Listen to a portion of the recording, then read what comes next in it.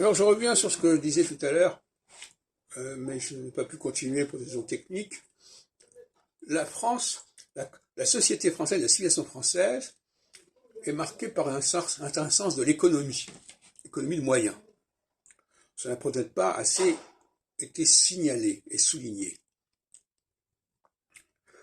Je l'ai montré en linguistique, en montrant que si on ne fait pas très attention quand un Français parle au moindre détail de son discours, au moindre son de son discours, ça nous renvoie d'ailleurs à la question de la phonologie.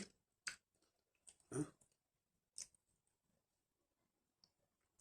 quand je dis je ne sais pas, bon là on a le pas qui l'explique, mais je te le dis, ben, pour comprendre je te le dis, le te le dit, bon, dans d'autres langues, c'est beaucoup plus lourd comme formulation.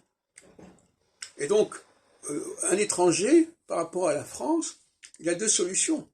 Soit il ne comprend pas ce qu'on lui dit, soit il parle un français qui n'est pas le vrai français. Alors, les Français comprennent son français à lui, mais lui ne comprend pas le français des Français. Il n'y a pas de réciprocité. Un autre exemple qui me paraît important aussi, c'est quand les étrangers se plaignent qu'on n'emploie pas suffisamment de marques de politesse. S'il vous plaît, merci, etc. Et notamment, on ne sourit pas suffisamment. On dit les Français ne sourient pas. En réalité, c'est faux. Mais le sourire à la française est un sourire extrêmement fugace. On sourit avec les yeux, on sourit avec des légers mouvements des lèvres,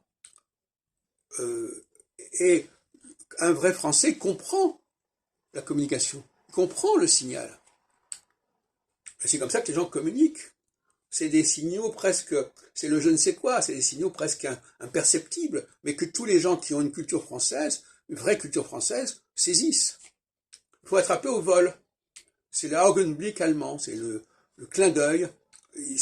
Voilà. Donc finalement, il faut être extrêmement attentif à tous les signaux qu'un vrai Français envoie, parce qu'ils sont insaisissables, ces signaux, aussi bien au niveau visuel qu'au niveau auditif. C'est extrêmement subtil. Et donc, par conséquent, on peut dire, ah ben moi, ce signal, je ne l'ai pas connu, je ne l'ai pas perçu, je ne l'ai pas intercepté. Bon, donc finalement, les gens se plaignent qu'on ne leur a pas donné les signes de politesse, de communication qu'ils attendaient, parce que dans leur propre culture, il fallait que ces signes existassent. Bon, voilà. Donc finalement, voilà le grand malentendu. Et malheureusement, je crois que les professeurs de français langue étrangère, et d'une manière plus générale, les gens qui sont censés initier les étrangers à la langue française, devraient intégrer également les questions de mimétisme, de sémiotique, de signalétique à la française. Ça fait partie de la langue, en fin de compte.